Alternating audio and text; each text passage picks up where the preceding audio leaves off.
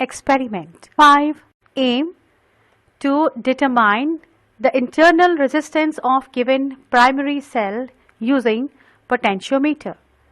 Apparatus: a potentiometer, an auxiliary battery, a jockey, a primary cell whose internal resistance is to be determined, 2 one-way keys, a resistance box, a rheostat, a meter, galvanometer, connecting wires and sandpaper.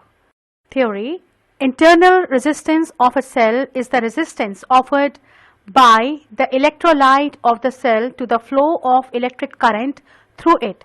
It is denoted by R and is measured in ohm. Figure 5.1 circuit diagram. In the figure 5.1, if I is the current flowing through the circuit, then I is equal to E by S plus R, where R is the internal resistance, S is the external resistance, and E is the EMF of the cell.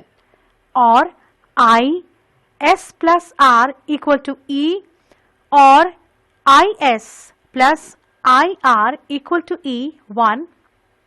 According to Ohm's law, V equal to IS, the equation 1 becomes V plus IR is equal to E, implies that IR equal to E minus V, R equal to E minus V by I, implies that R equal to E minus V divided by V by S equal to E minus Vs divided by V2, where E is EMF of the cell and V is the terminal potential difference if L1 and L2 are the lengths of the potentiometer wire which balance E and V. Then E proportional to L1 implies that E equal to KL1, V proportional to L2 implies that V equal to KL2, or E by V equal to L1 by L2 and R equal to E minus V divided by V S equal to L1 minus L2 divided by L2S. Circuit diagram. Procedure: draw a neat circuit diagram of the experimental arrangement as shown in the figure 5.2. Make the connections according to the scheme of connections as shown in figure 5.2, keeping caution that positive terminals of battery and the cell are to be connected to the zero end of potentiometer. Check the EMF of the battery E and the cell E1 and see that the EMF of the battery is more than that of the given primary cell. Insert the plug in key K1 and keep the key K2 open. Introduce the high resistance from the resistance box and then touch the jockey first at point P and then at point Q. If the galvanometer shows the deflections in the opposite directions, then the connections made are correct. Now move the jockey to obtain the null point on the wire, that is rough balance point. Insert the resistance plugs back to get the accurate value of null point, say L1, then E proportional to L1. Introduce high resistance again from the resistance box and insert plug in the key K2. Introduce any resistance 10 ohms from S, called the shunt resistance. Slide the jockey and obtain the null deflection.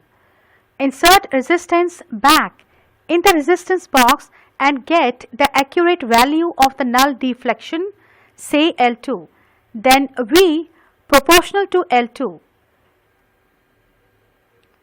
Repeat the above steps for at least 4 times for different values of current and the shunt resistance S. Observations and calculations.